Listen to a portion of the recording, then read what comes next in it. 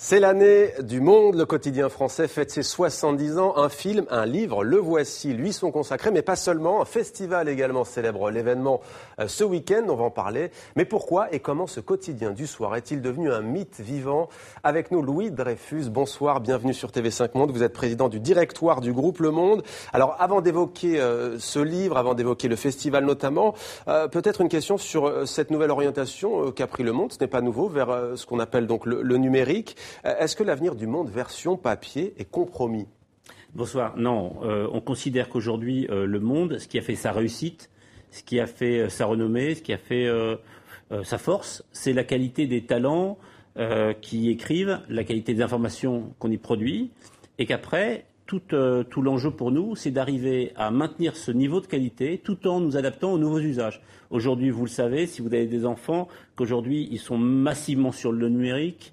Il est fascinant de voir un enfant de 4 ou 5 ans prendre un iPad et naviguer dessus, alors qu'il ira moins naturellement sur un quotidien papier, fût-il aussi renommé que Le Monde. Donc tout l'enjeu pour nous, c'est d'amener la rédaction, la qualité de nos produits vers d'autres supports, et c'est ce sur quoi on investit en ce moment, en passant d'un quotidien papier qui, je vous rappelle, il y a une dizaine d'années, c'était un journal en noir et blanc, sans photo, relativement austère. Aujourd'hui, on a un journal en couleur, avec un magazine, le M, le magazine du week-end, qui a un énorme succès éditorial et publicitaire, et puis avec du numérique, avec de l'audiovisuel, et un site qui est actualisé en continu, avec une audience mobile qui est très très forte. C'est tout cet enjeu de transformation, tout en restant très fort sur l'information.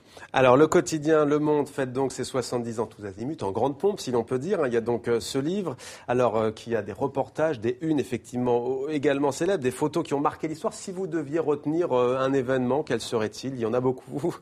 Je pense que là où le Monde est le plus intéressant, c'est quand il traite de l'actualité internationale, et tous ceux qui ont vécu les 30 dernières années retrouveront tous les éléments qui ont été marquants, que ce soit la chute du mur de Berlin, que ce soit l'effondrement des Twin Towers.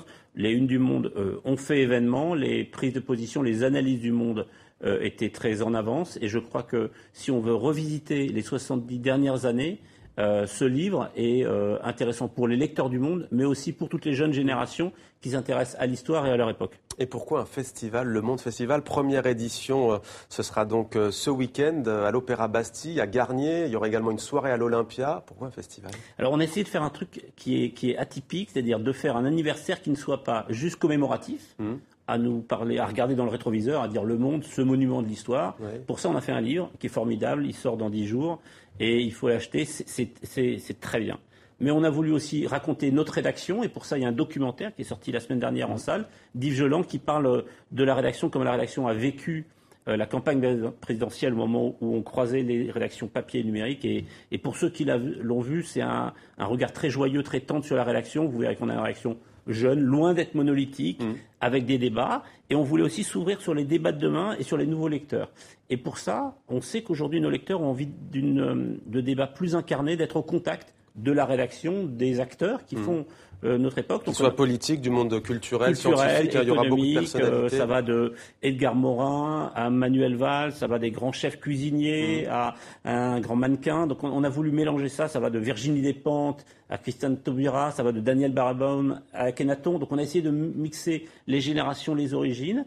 Des débats animés choisis par la rédaction. Il aura lieu chaque année en principe donc, c'est ça. Et qui aura lieu chaque année à l'Opéra Bastille et à l'Opéra Garnier. On a construit un partenariat durable parce qu'on voulait un lieu mythique et un lieu ouvert, et ça commence ce week-end, et je pense que ce sera très festif et fascinant. Et puis on voulait finir par une fête, parce que Le Monde sait aussi faire la fête, même si c'est contre-intuitif. Ce sera mardi, c'est ça. Ce sera mardi à l'Olympia, autour de Christine and the Queens, un grand concert, et j'encourage tous ceux qui peuvent à prendre des billets et à y aller.